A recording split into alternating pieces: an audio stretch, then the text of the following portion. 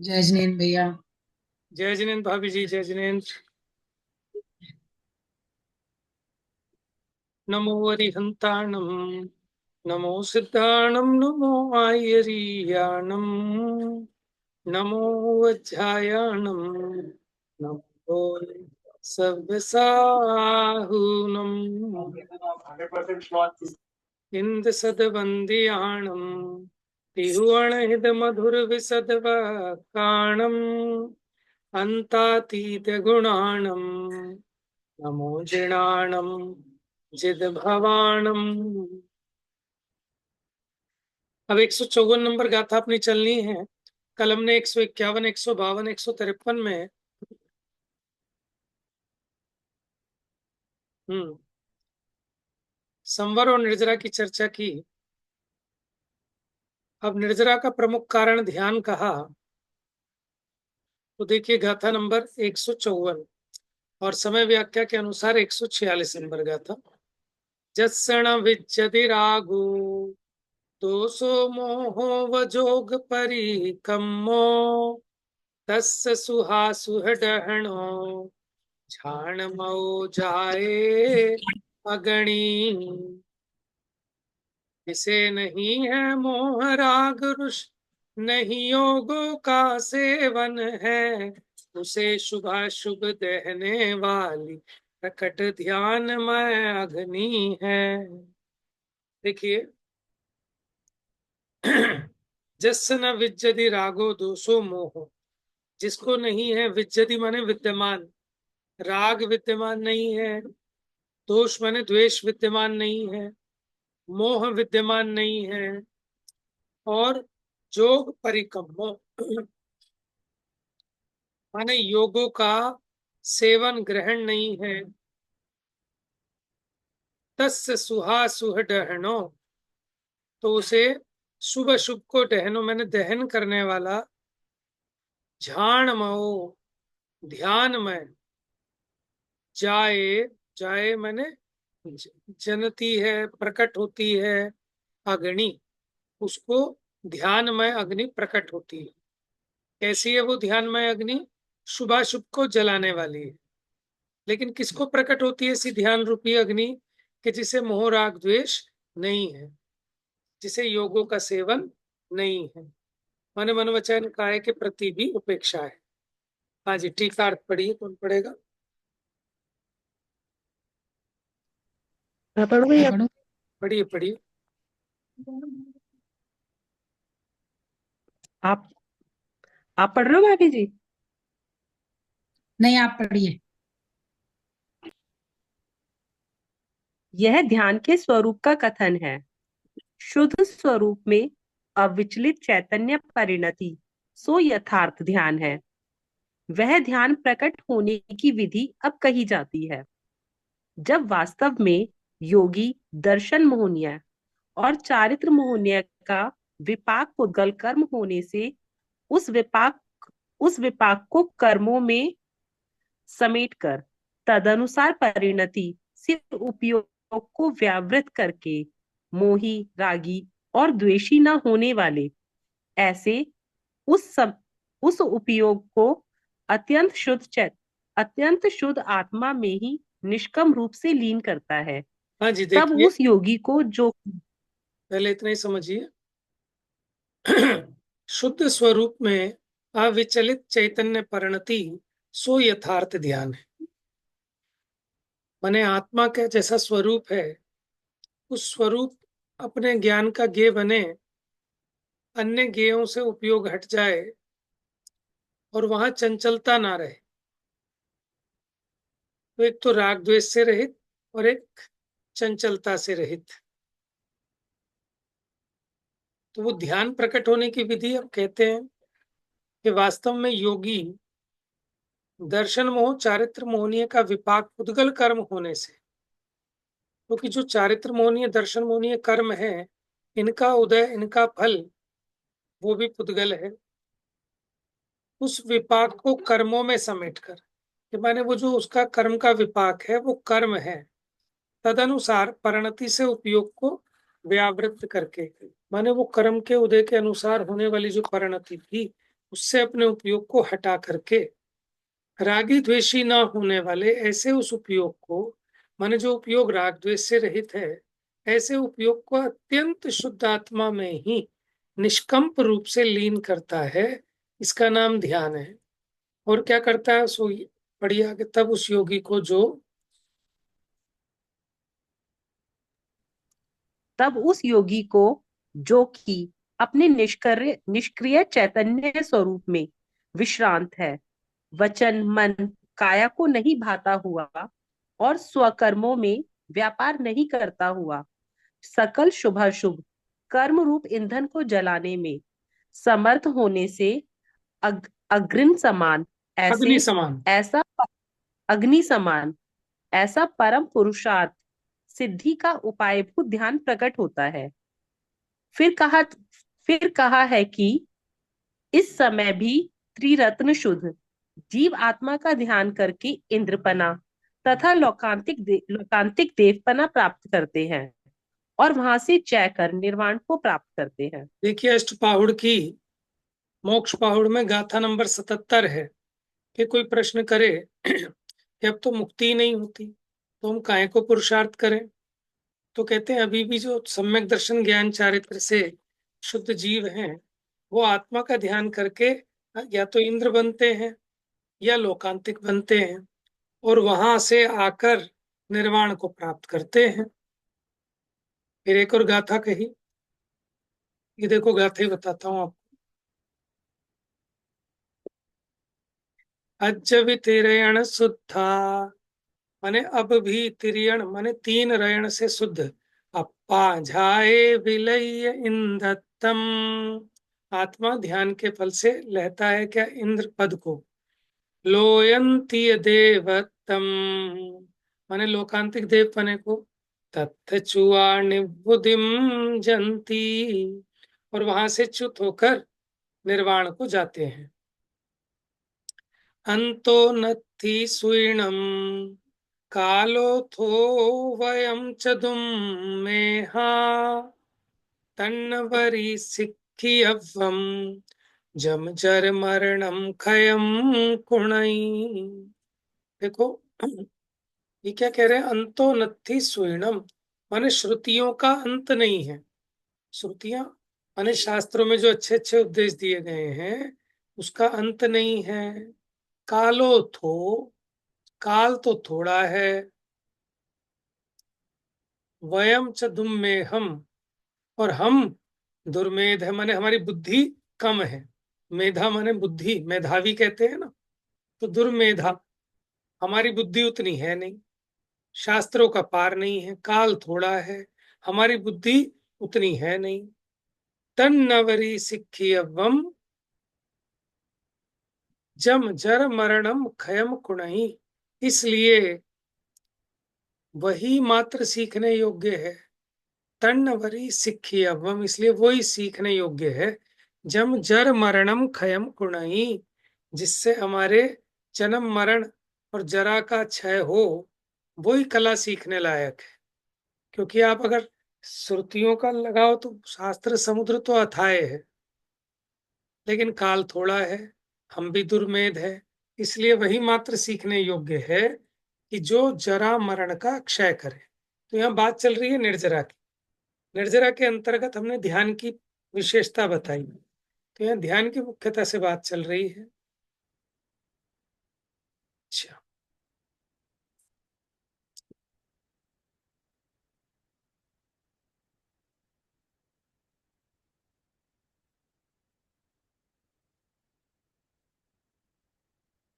तो ये देखो, ये अमृतचंद्र आचार्य की टीका थी समय व्याख्या। इसमें उन्होंने 2 गाथाएं कोट की हैं और इसी को हूबहू जयसेन आचार्य ने भी दोहराया है।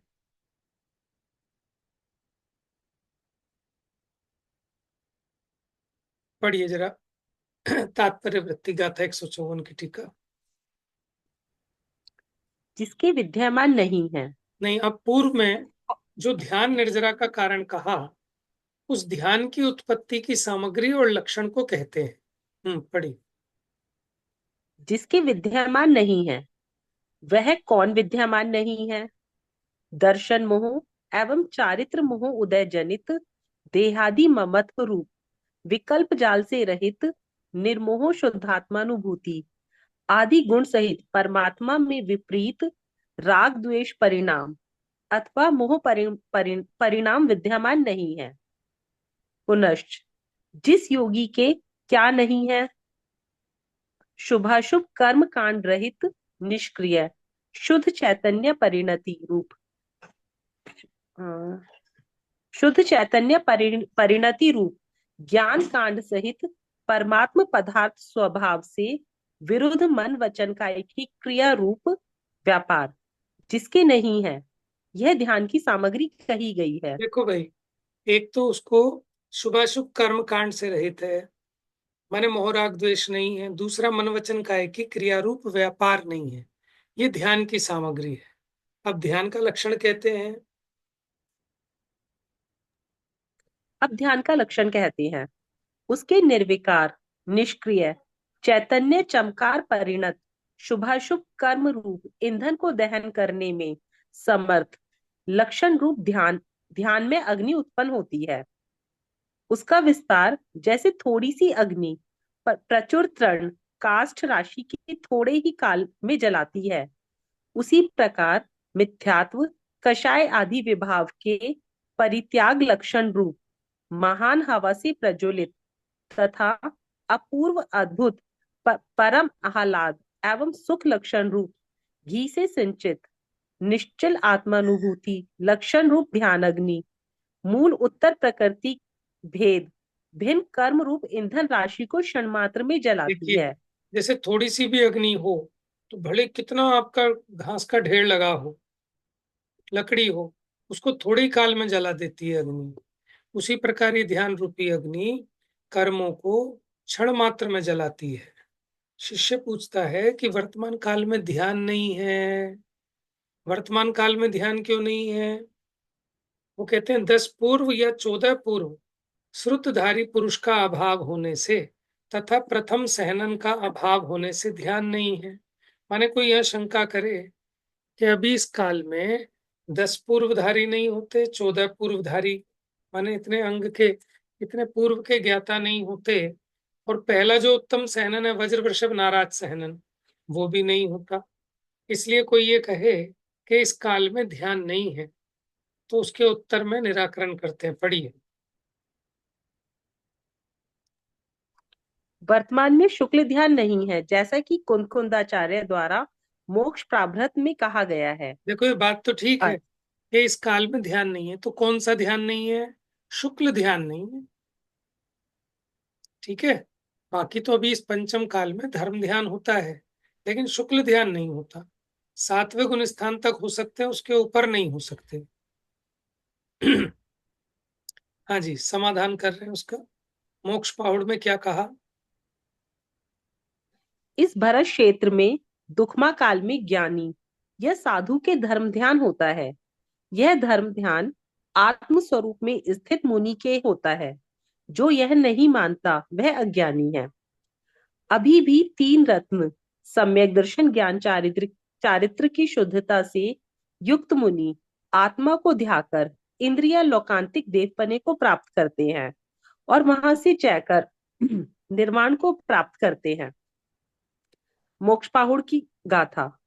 वहां युक्ति कहते हैं, जिस जिस काल में यथाख्यात नामक निश्चय चारित्र नहीं है, तो सराग चारित्र नामक अप्रहित संयम का तपस्वी आचरण करते हैं, जैसा कि तत्वानुशासन ध्यान ग्रंथ पद्य।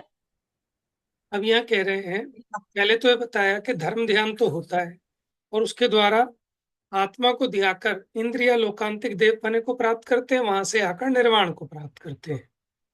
अब युक्ति भी बता रहे हैं कि जिस जिस काल में यथाख्यात चारित्र नहीं होता, ठीक है, तो वहां सराग चारित्र नामक अपरत संयम का तपस्वी आचरण करते हैं। माने एक तो होता है उत्कृष्ट आचरण, जो यथाख्यात चारित्र होता है, तो यथाख्यात चारित्र नहीं हो पाता, तो वहां सराग चारित्र होता है। माने 6, 7वें गुण स्थान में थोड़ा सा संजलन कषाय आदि साथ में रहती है, ठीक है, और उतने अंश में वीतराग भाव रहता है 3 कषाय चौकड़ी के अभाव में। तो अपहरत संयम का तपस्वी आचरण करते हैं। अपहरत माने जो उत्कृष्ट से नीचे वाला है। एक वो कहा है ना, परम उपेक्षा संयम तो नहीं हो पाता, लेकिन उससे नीचे का अपहरत संयम का तपस्वी आचरण करते हैं।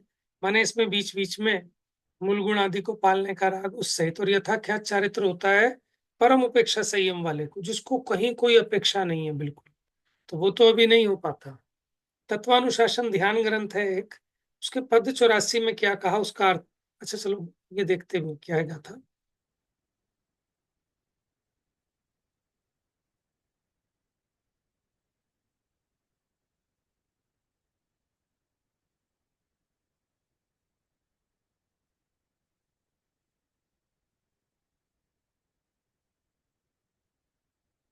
चरितारो न संत्यत्य यथाख्यातस्य सम्प्रति तत्किमन्य यथा शक्ति माचरन्तु तपोधना।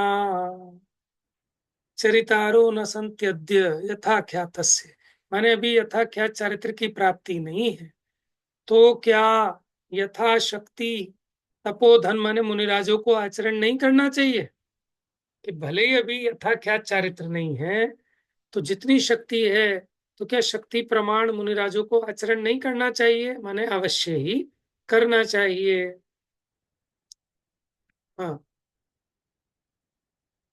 पढ़िए।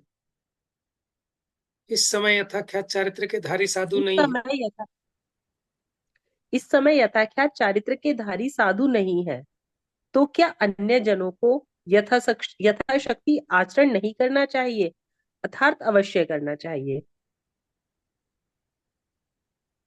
हम्म। जो कहा है कि सकल श्रुतधारी के ध्यान होता है, वह उत्सर्ग वचन है।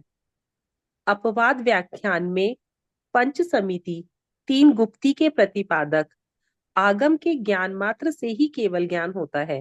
हाँ जी यदि देखिए, ऐसा है, शुक्ल चाद्य पूर्व विधा, एक सूत्र है तत्वार सूत्र का 9वें अध्याय का शायद, शुक्ल चाद्य पूर्व विधा, कि जो शुक्ल ध्यान है वो पूर्व विदों को होते हैं, प्रारंभ वाले।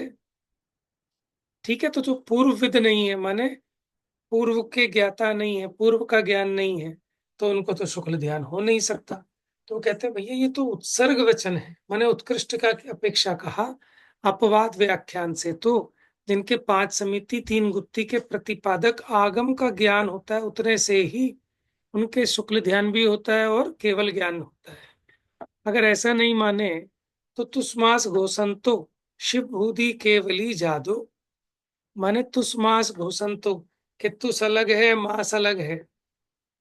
तुस माने छिलका, मास माने दाल। ठीक है, तो ये दोनों भिन्न भिन्न है ऐसा कहने वाले शिव भूति मुनिराज कैसे केवली बनते फिर? उनको तो बहुत ज्ञानहीन था।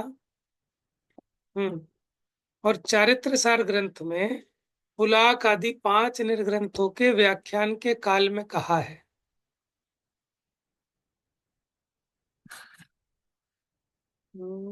अच्छा, केवल एक मूर्त से अधिक में जो केवल ज्ञान उत्पन्न करते हैं वे निर्ग्रंथ कहे जाते हैं। क्षीण कषाय गुणस्थान वर्ती उत्कृष्ट 14 पूर्व का श्रुत ज्ञान तथा जगन्य पांच समिति तीन गुत्ती नामक 8 प्रवचन मात्रा का ज्ञान कहा है। माने ये तो उत्कृष्टता की अपेक्षा है।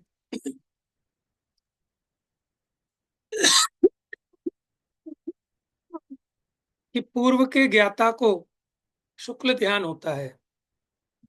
अपवाद कथन से जो अल्प ज्ञान के धारी हैं, जिनको अष्ट प्रवचन मात्रा का ज्ञान है, माने पांच समिति तीन गुत्ती, इसको कहते हैं अष्ट प्रवचन मात्रा का ज्ञान, उनको भी श्रेणी मांडकर, माने उनको शुक्ल ध्यान भी होता है, श्रेणी पर चढ़ना भी होता है और केवल ज्ञान भी होता है। आगे पढ़िए। यद्यपि ब्रज वृषभ नारच नामक प्रथम सहनन से ध्यान होता है, वह भी उत्सर्ग वचन है। अपवाद व्याख्यान में पुनः अपूर्व अपूर्वकरण आदि गुणस्थान वर्ती के उपशम श्रेणी या शपक श्रेणी वाले वाले के शुक्ल ध्यान है, उस अपेक्षा से वह नियम है। अपूर्वकरण से नीचे के गुण स्थानों में धर्म ध्यान का निषेध नहीं है। वह भी वही तत्वानुशासन ग्रंथ में कहा है कि आगम में वचन है कि व्रज वृषभ नारद सहनन वाले के ध्यान होता है, परंतु श्रेणी चढ़ने से नीचे होने वाले ध्यान का वह निषेधक नहीं है। इस प्रकार थोड़े से श्रुत ज्ञान से भी ध्यान होता है, ऐसा जानकर कुछ थोड़ा भी शुद्धात्मा का प्रतिपादक, संवर निर्जरा का करण करने वाले, बुढ़ापा मरण को दूर करने वाला सारभूत उपदेश ग्रहण करके ध्यान करना चाहिए, ऐसा भावार्थ है। और कहा है, श्रुतियों का अंत नहीं है, काल थोड़ा है, हमारी बुद्धि की प्राप्ति दुर्लभ है, तब क्या वह नहीं सीखना चाहिए जो जरा मरण का क्षय करे, अर्थात सीखना चाहिए। इस प्रकार 9 पदार्थों के प्रतिपादक द्वितीय महाअधिकार में मुख्यतः निर्जरा का प्रतिपादक 3 गाथाओं द्वारा अष्टम अंतरधिकार समाप्त हुआ। देखिए, इसमें ध्यान के ऊपर जोर दिया कि कोई कहेगा इस काल में तो ध्यान ही नहीं होता, कि भैया वो शुक्ल ध्यान की अपेक्षा कहा, लेकिन धर्म ध्यान का तो निषेध नहीं है। यथाख्यात चारित्र नहीं हो रहा, लेकिन सराग चारित्र तो होता है, तो जो यथाशक्ति है उतना ध्यान करना चाहिए। और फिर शक्ति थोड़ी है, काल थोड़ा है, श्रुतियों का अंत नहीं है, तो जिससे अपना कल्याण हो, जन्म जरा मरण का नाश हो, ऐसा सारभूत उपदेश करके ध्यान करना चाहिए। मैंने ध्यान पे बल दिया है। ठीक है, अब इसकी शेष चर्चा कल करेंगे। ये 154 नंबर की गाथा में ध्यान का स्वरूप कहा। कल सारांश पढ़ के फिर आगे बढ़ेंगे। जा वाणी के ज्ञान से सूझे लोकालोक, सो वाणी मस्तक नमो सदा देते हूँ ढो।